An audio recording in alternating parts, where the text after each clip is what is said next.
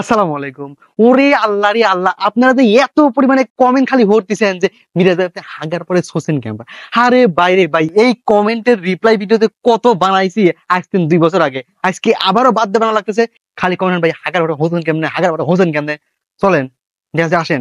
আচ্ছা, একবার খুলিয়ে হুইসিয়ে তারপর আপনারা দেওয়া তাড়াতাড়ি আসেন, আসেন তাড়াতাড়ি আসেন, আসেন।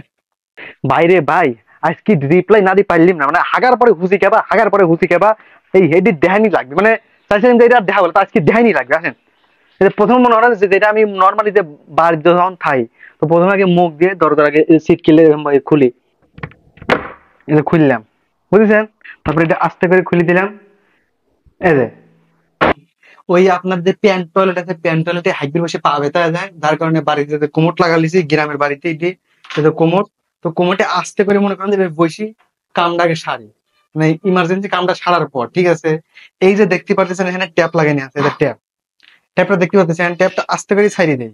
ছাড়িয়ে দেওয়ার পর আমার পায়ে যে স্যান্ডেল থাকে, ঠিক আছে, যে হাঁটুর এখানে দিয়ে এভাবে দেই। এটা ট্যাপ আছে। তো প্রথমে মনে করেন যে এটি করলাম, করার পরে যে পাও দেখতেছেন, পার হেনে মনে করেন যে পানি পড়বি, আমি এটা আস্তে করি পাছান নাইতে ঘষবো আর পরিষ্কার হয়, পাছান নাইতে ঘষবো পরিষ্কার হয়ে যেতে দেন, পিছনে টান। এইভাবে, ঠিক এইভাবে, ঠিক এইভাবে, ঠিক এইভাবে, ঠিক এইভাবে, বুঝছেন? এইভাবে মুছা হয় যদি মনে করেন যে বাড়ির থাই, ঠিক আছে। ঠিক এইভাবে নিজের কাম নিজে পাও দিয়ে কামটা সারি হেলাই।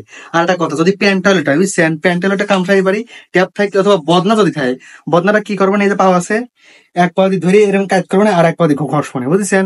তো আমি যেখানেই যাই, যে জায়গায় যাই, আগে দেখি আমার হাগার জায়গাটা ঠিক আছে নাই, শান্তিরে যাতে একটু হাঁটতে পারি, কারণ জীবনে বহুত টাকা ইনকাম করবো, হাগার জায়গা যদি শান্তিরে হাঁটবেন না পারি, তাহলে এর চেয়ে অশান্তি জীবন আর কিছু নাই।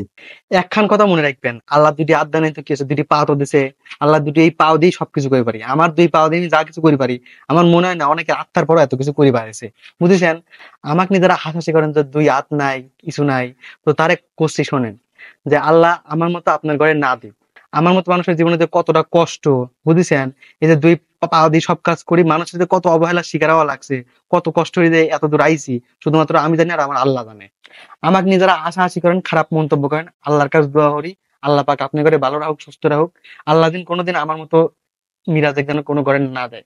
কারণ আমার জীবনে যে যতটা কষ্ট আমি পাইছি, যত কষ্টে, যত অবহেলায় বড় হয়েছি, মানে আমি জানি আমার জীবনটা কত কষ্টের। তো সবার জন্য দোয়া করি, আল্লাহ পাক ভালো রাখুক, সুস্থ রাখুক। আর একটা কথা মনে রাখবেন, আমার দুইটা হাত নাই এটা আমি কোনোদিনও মনে করি না। আমি দুই পা দিয়ে সব কাজ করে পারি, সব, বুঝেছেন? আল্লাহ আমার দুই হাতের ক্ষমতা, দুই পা দিতেছে। তো আমার কথা যদি কিছু মনে হয় থাকেন, আমি আপনার কাছে ক্ষমা চাই নিচ্ছি। আর আজকের মধ্যে এই পর্যন্ত, সবাই ভালো থাকবেন, আল্লাহ হাফেজ, আসসালামু আলাইকুম।